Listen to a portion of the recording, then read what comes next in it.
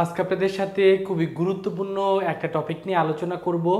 আজকের ভিডিওর যেটা টপিক সেটা হলো এবছরের গুচ্ছ ভর্তি পরীক্ষার যেহেতু এ বি সি ইউনিটের রেজাল্ট প্রকাশিত হয়ে গেছে এবং আপনারা যারা গুচ্ছ ভর্তি পরীক্ষা দিচ্ছেন তাদের সকলের মনে এখন যেটা সবচেয়ে বড় প্রশ্ন যে এবছরে সর্বশেষ কত পজিশনে থাকলে আপনি চান্স পেতে পারেন, এই বিষয়টা নিয়ে আপনাদের সাথে আলোচনা করব। আশা করি সায়েন্স আর্টস কমার্সের সকল শিক্ষার্থীরা ভিডিওটা দেখবেন, তাহলে আপনার পজিশন অনুযায়ী আপনার চান্স পাওয়ার সম্ভাবনা কতটুকু সেটা সম্পর্কে আপনাদের ধারণা হয়ে যাবে।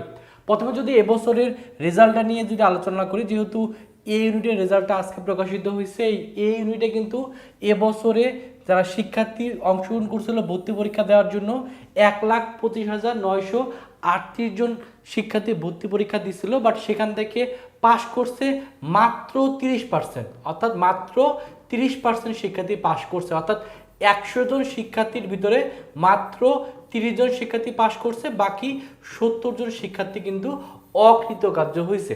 আর এই যে 30 জন শিক্ষার্থী পাশ করছে, এই 30 জন শিক্ষার্থীর সংখ্যা কত? এই ইউনিটে মাত্র 38,000-এর মতো শিক্ষার্থী পাশ করছে।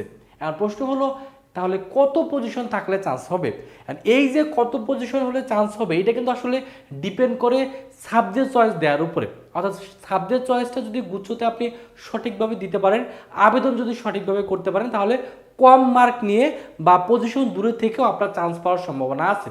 তবে অবশ্যই যখন সাবজেক্ট চয়েস দিবেন তখন কয়েকটা বিষয় মাথায় রাখবেন। এই বিষয়গুলো একটু বলি, তারপরে কত পজিশন থাকলে আপনি আবেদন করবেন সেটাও বলে দেব। প্রথম কথা হলো, যখন আপনি সাবজেক্ট চয়েস দিবেন অবশ্যই সাবজেক্ট কেন্দ্রিক, সাবজেক্টকে প্রায়োরিটি রেখে আপনি সাবজেক্ট চয়েস দিতে পারেন, অথবা বিশ্ববিদ্যালয়কে প্রায়োরিটি দিয়ে আপনি সাবজেক্ট চয়েসটা দিতে পারবেন। তো কিভাবে প্রায়োরিটি দিবেন সেটা যদি বলি, যদি আপনি সাবজেক্টকে প্রায়োরিটি দেন তাহলে যেগুলো ভালো সাবজেক্ট সেগুলোকে অবশ্যই প্রথম দিকে দিবেন, তারপরে যেগুলো কম জনপ্রিয় সাবজেক্ট সেগুলো নিচের দিকে দিবেন। এটা সবসময় এই সিকোয়েন্সটা মেনটেন করবেন। যদি আপনার মার্ক বেশিও থাকে অথবা মার্ক আপনার কমও থাকে, তাহলে সেক্ষেত্রে অবশ্যই যেগুলো ভালো সাবজেক্ট সেগুলোকে উপর দিকে দিবেন বা ভালো বিশ্ববিদ্যালয় উপর দিকে দিবেন, আর যেগুলো কম জনপ্রিয় সাবজেক্ট বা কম জনপ্রিয় বিশ্ববিদ্যালয় সেগুলো নিচের দিকে দিবেন। কারণ মনে রাখবেন, মাইগ্রেশন সবসময় নিচের থেকে উপর দিকে হয়, মাইগ্রেশন কিন্তু কখনোই উপর থেকে নিচের দিকে হবে না। এই জন্য কোনো কারণে যদি আপনার কম জনপ্রিয় সাবজেক্টের চান্সও হয়, আপনি যদি মাইগ্রেশন অন রাখেন তাহলে আস্তে আস্তে মাইগ্রেশন হয়ে উপর দিকে ভালো সাবজেক্ট বা ভালো বিশ্ববিদ্যালয়ে চান্স পাওয়ার কিন্তু আপনার সম্ভাবনা থাকবে।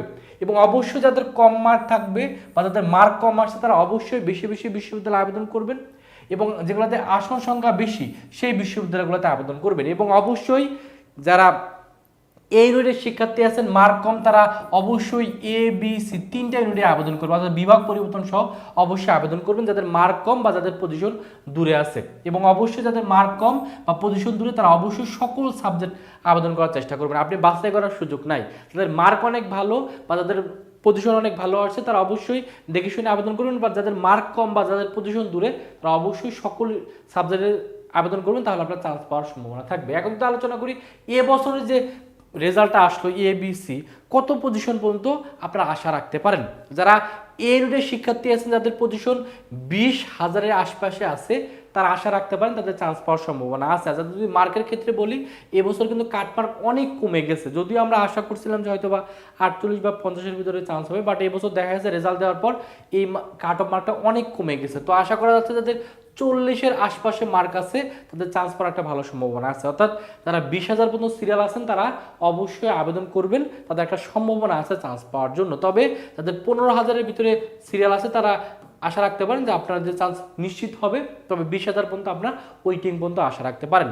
আর যারা বি ইউনিটের শিক্ষার্থী আছেন বা যারা মানবিকের শিক্ষার্থী তাদের 6,500 পর্যন্ত যাদের সিরিয়াল আছে তারা আশা রাখতে পারেন তাদের ওয়েটিং থেকেও চান্স পাওয়ার একটা ভালো সম্ভাবনা থাকবে। আর যারা সি ইউনিটের শিক্ষার্থী আছেন বা যারা বাণিজ্য শাখার শিক্ষার্থী আছেন তারা আপনারা 5,500 পর্যন্ত টার্গেট রাখতে পারেন, যে আপনার 5,500 পর্যন্ত যাদের সিরিয়াল আছে তারা আশা রাখতে পারেন তাদের একটা চান্স পাওয়ার সম্ভাবনা আছে। তবে অবশ্যই যারা এ ইউনিটে যারা ম্যাথ প্লাস বায়োলজি দেখাইছেন তাদের চান্স পাওয়ার সম্ভাবনাটা সবচেয়ে বেশি থাকবে 20,000 সিরিয়াল পর্যন্ত, বা যারা বাংলা অথবা ইংলিশ দেখাচ্ছেন তাদের ক্ষেত্রে দেখা যাবে 16,000 বা 15,000-এর ভিতরে থাকলে একটা চান্স পাওয়ার ভালো সম্ভাবনা থাকবে। তবে অবশ্যই যখন আবেদন করবেন যারা ভালো সাবজেক্ট চান্স পেতে চান, তাদের অবশ্যই মার্ক ভালো লাগবে। সেক্ষেত্রে আপনারা জনপ্রিয় বিশ্ববিদ্যালয় যেগুলো আছে এগুলোতে আবেদন করবেন। যাদের মার্ক কম আছে তারা এখানে দেওয়া আছে যেগুলো মিড রেঞ্জের বিশ্ববিদ্যালয় বা নতুন বিশ্ববিদ্যালয় এগুলোতে আবেদন করবেন। আর অবশ্যই তাদের মার্ক কম আছে যেগুলোতে আসন সংখ্যা বেশি, যেমন ইসলামিক ইউনিভার্সিটিতে আসন সংখ্যা বেশি, তারপরে আপনার বরিশাল বিশ্ববিদ্যালয়ে আসন সংখ্যা বেশি, তারপর গোপালগঞ্জ বিজ্ঞান ও প্রযুক্তি বিশ্ববিদ্যালয়ে আসন সংখ্যা বেশি, যেগুলোতে আসন সংখ্যা বেশি সেগুলোতে আবেদন করবেন। যখন আবেদন শুরু হবে তখন আবেদনটা কীভাবে করবেন সেটা নিয়ে বিস্তারিত অবশ্যই আপনাদের ভিডিওর মাধ্যমে জানাই দেবে। আপাতত আপনারা জাস্ট এখন কোন বিশ্ববিদ্যালয়ে কতগুলো করে সিট আছে এই জিনিসগুলো সুন্দর করে খাতায় নোট করবেন। আমি চেষ্টা করব পরবর্তীতে প্রত্যেকটা বিশ্ববিদ্যালয় নিয়ে ভিডিও দিয়ে আপনাদের একবারে প্রত্যেকটা বিশ্ববিদ্যালয় সম্পর্কে পূর্ণাঙ্গ একটা আইডিয়া দিয়ে দেওয়া। তো যাদের চান্স হচ্ছে না তারা মন খারাপ করবেন না, যাদের গুচ্ছতে ভালো পজিশন আসতেছে না বা চান্স হবে না আপনারা বুঝতে পারতেছেন, তাদের উচিত হলো এখন ঢাকা সেন্ট্রাল ইউনিভার্সিটির জন্য প্রস্তুতি নেওয়া এবং সেকেন্ড টাইম প্রিপারেশন নেওয়া। যদি সেকেন্ড টাইম প্রিপারেশন যেহেতু পরে সামনে যেহেতু আপনি ঢাকা সেন্ট্রাল ইউনিভার্সিটি সার্কুলার দিবে, আপাতত আপনি ঢাকা সেন্ট্রাল ইউনিভার্সিটির প্রিপারেশন নেন, কারণ এটা যেহেতু সামনে পূর্ণাঙ্গ একটা পাবলিক ইউনিভার্সিটি হবে। সো সেন্ট্রাল ইউনিভার্সিটি যদি এখনও সার্কুলার দেয়নি, সো সুবর্ণ সুযোগ, তারা অবশ্যই এখানে প্রিপারেশন নেবেন। কারণ যেহেতু ম্যাক্সিমাম শিক্ষার্থী বিভিন্ন জায়গায় ভর্তি হয়ে যাবে, যারা আপনারা চান্স পাবেন না তাদের জন্য ঢাকা সেন্ট্রাল ইউনিভার্সিটি পারফেক্ট হবে। কারণ ঢাকা সেন্ট্রাল ইউনিভার্সিটির আন্ডারে 7টা কলেজ যেহেতু ঢাকায় অবস্থিত, সো পড়াশোনার জন্য আপনি ঢাকার ভিতরে থেকে পড়াশোনা করার একটা সুযোগ পাচ্ছেন। তো যারা চাচ্ছেন ঢাকা সেন্ট্রাল ইউনিভার্সিটির প্রস্তুতি নেওয়া, তারা অনলাইনে আমাদের কোর্সে ভর্তি হতে পারেন। এটা কোর্স ফি যদিও 2000 টাকা ছিল, বাট শেষ মুহূর্তে আমরা 50% ডিসকাউন্টে মাত্র 1000 টাকায় ভর্তি নিচ্ছি। এখানে ভর্তি হলে ভর্তি হওয়ার সাথে সাথে আপনাকে 55টা রেকর্ডেড ক্লাস দেওয়া হবে এবং ক্লাসগুলো আপনি ফেসবুক গ্রুপের মাধ্যমে করতে পারবেন। সো এই রেকর্ডেড ক্লাসগুলো করলে আশা করি ঘরে বসে আপনি ডিসিএর জন্য শতভাগ প্রস্তুতি নিতে পারবেন। তো যারা ভর্তি হতে চান এই নাম্বারে 1000 টাকা বিকাশে বা নগদে পাঠিয়ে এই নাম্বারে হোয়াটসঅ্যাপে নক করবেন। নক করলে আপনাকে আমাদের ফেসবুক গ্রুপে যুক্ত করে নেওয়া হবে। সেখানে যুক্ত হলে যেমন ক্লাস করতে পারবেন, পাশাপাশি যত ধরনের বইয়ের পিডিএফ দরকার সব কিছু আমরা এখানে ফ্রিতে দিয়ে দেবো। আমাদের এক্সাম ব্যাচও আছে বিজ্ঞান মানবিক বাণিজ্যের জন্য, কোর্স ফি 500 টাকা, ভর্তি হওয়ার জন্য এই নাম্বারে 500 টাকা বিকাশে বা নগদে পাঠিয়ে এই নাম্বারে হোয়াটসঅ্যাপে নক করলে আপনাদের এক্সাম ব্যাচেও ভর্তি করে নেওয়া হবে। তো এই হলো কত পজিশনে চান্স হতে পারে সেটা সম্পর্কে আপনাদের আইডিয়া দিয়ে দিলাম। যদিও সব কিছু ডিপেন্ড করে কত শিক্ষার্থী আবেদন করতেছে এর উপরে, তবে আপনাদের যে পজিশনগুলো বললাম সেই পর্যন্ত আপনারা আশা রাখবেন, অবশ্যই আবেদন করবেন এবং আবেদন করার সময় কৌশলগুলো অবলম্বন করবেন।